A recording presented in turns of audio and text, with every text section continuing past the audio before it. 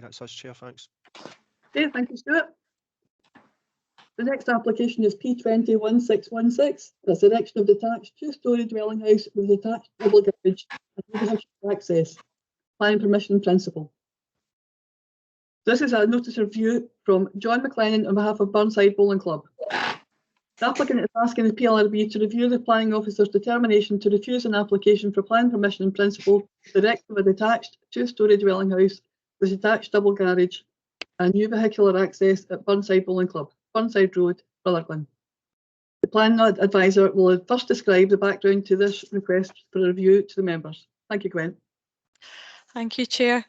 This planning application seeks permission in principle for the erection of a detached two-storey dwelling house with detached double garage and new vehicular access. The application site relates to a triangular area of landscaped open space adjacent to Burnside Bowling Club. The site is located on the crossroads of Blairbeth Road and Burnside Road to the south of Burnside Village Centre. The site is bounded by the bowling green and clubhouse to the south and by the public road and housing beyond on its remaining boundaries. The edge of the site is bounded by an iron fence with hedging and trees. Within the site, it is landscaped with paths, benches and planting. There are two telecommunication poles disguised as flagpoles along the northern boundary, and pedestrian gates with club regalia provide the main access to the site from the point of the triangle adjacent to the crossroads. Indicative plans submitted with the application detail the footprint of a dwelling with adjacent garage centrally located within the triangular area to the northwest of the bowling green. The proposed house and garage would cover an area of approximately 230 square metres within an area which is approximately 900 square metres in size. A new vehicular access is proposed off Blairbeth Road, approximately 11 metres to the northwest of the access to the bowling club. In terms of consultation responses were received from the Coal Authority, Environmental Services, Burnside Community Council and Roads and Transportation Services. The Coal Authority objected to the proposal as the application site is in a high-risk mining area and a coal mining risk assessment report requires to be submitted. Whilst a report was then submitted to the Coal Authority, it did not provide the assessment required of the potential risks posed to the development proposal by past coal mining activity. On this basis, the Coal Authority maintained its objection. Environmental Services had no objection to the proposed development, so long as the applicant undertook a noise assessment to determine the impact of road traffic noise on the proposed development, and where potential noise disturbance was identified, a scheme to protect the proposed dwelling from that noise was provided that met their requirements in terms of noise levels allowed. A scheme for the control and mitigation of dust was also required, and the applicant was to be advised on the control of noise on construction and open sites, and that formal action may be taken if nuisance occurs. Roads and Transportation Services deferred their decision. They advised that during peak times, westbound traffic queues would impede access to the plot, and vehicles seeking access to the site would cause traffic delays at this signalised junction. It was recommended that the applicant explore an alternative access to the site that combined the access to the site with that used for the bowling club, and that this arrangement met a visibility display requirement of 2.4 metres by 43 metres for the driveway. In addition to this, the development would also be required to provide sufficient parking for the accommodation proposed and allow vehicles to leave in a forward gear. Burnside Community Council stated that should planning permission in principle be granted, that the following should be made a requirement of any full planning application approved. The construction should be of traditional materials and in keeping with other residential properties nearby. The design of the house minimises the impact on the current open space and does not obscure the view of the church or those living at the same level. Mature hedges and bushes on the boundary of the site be maintained, and the wrought iron bowling club centenary sign be left in situ. Within the review body papers, the Community Council's comments can be found on page 81. As it was logged in error as a letter of representation. This letter has been logged as a letter of comment within the electronic planning application record system, and as such is detailed as that in the front page of the delegated report of handling for the application on page 46 of the papers. Further to this, I must also advise you that as one of the online representation forms was completed in error with the stance of in support of the application. Although it was an objection, it was logged as a letter of support in this electronic system, and this is also shown as such on the front page of the Delegated Report of Handling. This letter of representation is on page 117 of the review body's papers. Statutory neighbour notification was carried out and 20 letters of objection were received in relation to the proposed development. On receipt of the application for review, a further 2 letters of objection were received. In summary, the grounds of objection raised related to traffic disruption and road safety, particularly in relation to the proposed access. The development on the plot would be out of character with the area and impact on views. The site was gifted to the bowling club for recreational use. The development would detract from recent improvements to the nearby tennis club. Development would be an overdevelopment of the site. The proposal would have a negative impact on the views to the B-listed Burnside Parish Church, which is located to the south of the site, adjacent to Church Avenue. It would result in increased noise, particularly during construction, and remove views and light to adjacent properties. It would have an adverse impact on biodiversity through loss of trees, hedging and open space. The site floods and development is not appropriate. And as there are commercial agreements in place for the 2 poles by 2 mobile phone operators within the site, it's not appropriate for this development. And finally, the site is a landmark in the local area and should remain as it is. At the time of consideration of the planning application, the South Lanarkshire Local Development Plan 2 had not been adopted, and the proposal was considered against the policies of the adopted South Lanarkshire Local Development Plan 1 and those within the proposed South Lanarkshire Local Development Plan 2, which had not been adopted at that time. The South Lanarkshire Local Development Plan 2 was formally adopted on the 9th of April 2021 and now supersedes Local Development Plan 1. Therefore, the notice of review requires to be assessed against only the policies contained within the newly adopted South Lanarkshire Local Development Plan 2, as Local Development Plan 1 has fallen. In summary, the application site and associated proposal is affected by the following policies in South Lanarkshire Local Development Plan 2. Policy 3, General Urban Areas and Settlements. This advises that residential developments on appropriate sites will generally be acceptable and that particular consideration will be given to likely impacts on the amenity of the area. Developments which would be detrimental to the amenity of residents in the wider community or to the character of the surrounding area will not be permitted. Policy 5, Development Management and Placemaking. This advises that all proposals require to be well designed and integrated with the local area. Proposals should have no unacceptable significant adverse impacts on the local community and the environment. Policy 15, Travel and Transport.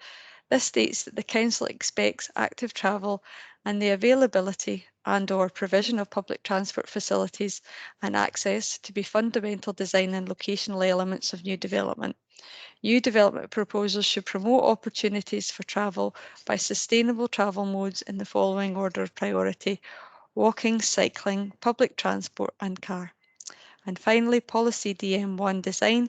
This advises that new development must promote quality and sustainability in its design and layout and should enhance or make a positive contribution to the character and appearance of the urban or rural environment in which it is located.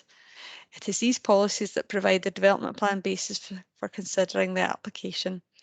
Finally, Chair, the review body should note that the appellant considers that no further procedure would be of assistance to the review body.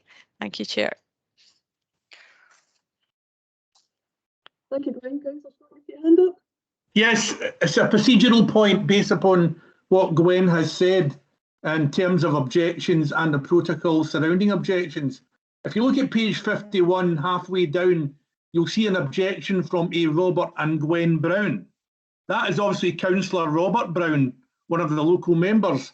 Now, and I know we've got Monica on the meeting today as well, that the standard, and I've mentioned this before involving Councillor Chalmers, that normally when a councillor objects to a planning application, that it gets highlighted in the report in relation to the said planning application, and obviously that's not the case in this case. And of course, it's normally requested, I think it was mentioned before, that if a councillor wants to object, especially if it's in their own ward, they don't keep the light under a bushel and be a private individual. They have to object as a councillor, because obviously we are not private individuals. I'm not saying I disagree with what's in Councillor Brown's report and what's in his letter, but I think there's a procedural problem here. I'd be interested to see Monica's response to that, because I'm led to believe that the protocol is that if a councillor objects, it gets highlighted in the report, and two, all councillors who object should not hide that they're councillors, that they should come out in the open, in the interest of openness and transparency, and declare that they're a councillor. Thank you, Chair. Thank you, Gwen. Sorry, Monica, do you want to go on that point?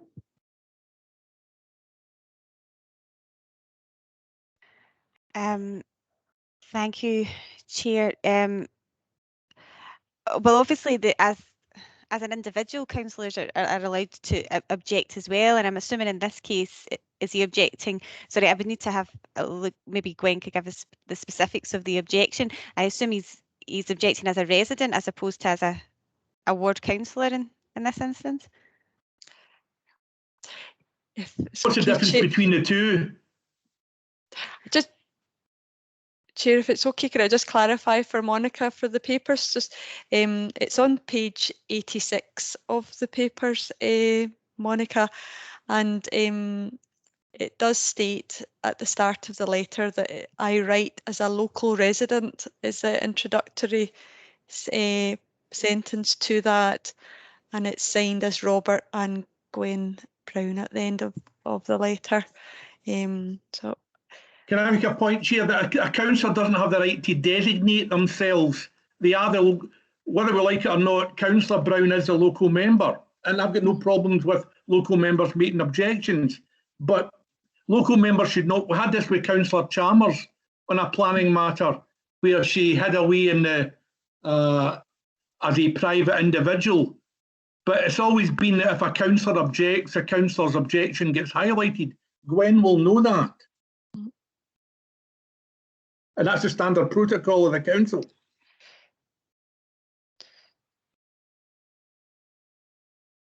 Graham, I remember, and maybe I'll be corrected if I'm wrong here, but I remember going back a number of years when I had a planning application for an extension. It could have been done under delegated powers, but because I was a local member, it had to go to committee because I was a councillor. And I wasn't a member of the planning committee at that time, so there would have been no conflict or anything like that. So I take your point, Graham. I think if you're a councillor, if you're in the local area and you're privy to planning documents and papers and council papers and things like that, if you're making an objection, you are a local representative of that area, and you are, there's no getting away from the fact that you are a councillor. I really take your point, but I'm interested to see what the legal position on this is. I don't know if Monica, you're here as the legal advisor on planning matters, and I wonder if you got that expertise, that knowledge. No disrespect to you, because I know there's law covers a huge variance. Can you comment any further? Yes, obviously through you, Chair. I was going to say in terms of your application, Councillor McLachlan, that would have been unable to have been delegated because due to the council scheme of delegation in relation to it specifically says where a member of the council or a member of the planning authority make an application, then it cannot be delegated. However, in terms of the objections, I'm afraid I wouldn't be able to comment in terms of whether there's been a previous procedure. I'm not aware of any procedure where it needs to be disclosed if an individual is objecting as an individual as opposed to as a councillor on behalf of representatives. But in terms of the PLRB today, obviously this is still a valid objection that has been made and therefore must be considered by the PLRB in determining the review today. whether or not it's been raised or not in the papers, it's still a valid objection that's been taken into account, and the original determination therefore must be taken into account as part of the review. I wasn't questioning the legality of Robert Brown's entitled to object. What I'm saying was he's objecting as Robert Brown, not as Councillor Robert Brown. That was a point I wanted to make, and I'm happy that I've highlighted this fact. Obviously, that's I mean, we can go back and double check, but they say, to thine own self be true. I raised this matter. I have to be consistent. I raised this matter when Councillor Chalmers raised an objection and didn't want to call herself councillor. Then I have to raise this with Councillor Brown not wanting to call himself councillor in terms of an objection. But I'm happy for Monica to go away and look at it and maybe contact me about what protocols, whatever are related to what councillors and who councillors are. In terms of, I mean, to be fair, Robert Brown, the private individual, and Robert Brown, the councillor, are the same person. They're not different people. So we've got to look at it in terms of that. And the public would have different difficulty delineating as well. But I'm prepared to just leave the point at that and proceed into the main body of the event today. But I felt I had to raise that matter because I think it's an important matter in terms of openness and transparency. Thanks for your indulgence, Chair. Okay, thank you. Councillor Wharton, you want to come in? No, it's okay. Okay, thank you. So the next point for PLRB to consider and decide is how to proceed with the review. Applicant's agent has indicated that no further procedure will be of assistance to the review body. Taking account of what is in our papers, we have to decide if the do in fact contains sufficient information for us to determine the review today, or if we need more written information, a hearing or a site visit. I think that all the information that we have, plus the detailed photographs we have of the site, does provide us with all we need to consider this review. So either a site visit or a hearing or further written submissions. Are we quite happy to proceed? Yes. We're agreed we can continue. Yep.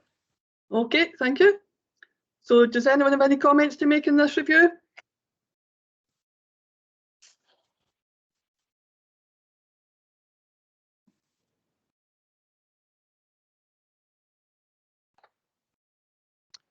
Chair, Councillor Watto has raised his hand. Thank you, Stuart. Councillor Wharton? Yeah, I would agree with the planners on this one. I think it's a development that wouldn't contribute anything to the amenity of the neighbourhood visually or otherwise, and I would be quite content to go with the planner's decision. Councillor Scott? Thank you, Chair. Agree wholeheartedly with Councillor Wardhaw. I mean, in fact, I think this is actually an awful application from Burnside Bowling Club and quite opportunistic. We were talking about in the previous item about dangerous. And if you want to have a look at what a dangerous access could be, look at the plans for this one, because it's virtually right next to a pedestrian crossing, a busy four-way junction. So absolutely, the officer got it absolutely totally correct, and I'll support the officers in terms of their judgment on this one. Thank you. Okay, thank you. So can I summarise the points made? The application is for planning permission in principle for the erection of a detached two-storey dwelling house with detached double garage and new vehicular access at Burnside Bowling Club, Burnside Road, Rutherglen. The adopted South Lanarkshire Local Development Plan 2 identifies the site as being within a residential area. If we consider that the proposal will be detrimental to the visual character and amenity of the area through the loss of an area of open landscaping at a significant local point, I would not accord with policies 3 and 5 of the adopted South Lanarkshire Local Development Plan 2, permission can be refused. Or if we consider that the proposed development would not have an adverse impact on the visual character and amenity of the area, we can grant planning consent, subject to conditions. Our options are uphold or reverse or vary the planning determination. So I think Jim's already said that he would be quite happy to uphold. Yes, Yeah, and I'll second that if you want. Anyone else otherwise minded? Or Chair, can I ask to clarify? You mentioned uphold. Uphold what? Uphold the refusal. Right. Okay. I thought the terminology would be you would uphold the appeal. So no, that's okay. Okay, No other comment. so we're quite happy then? Yep, Agreed?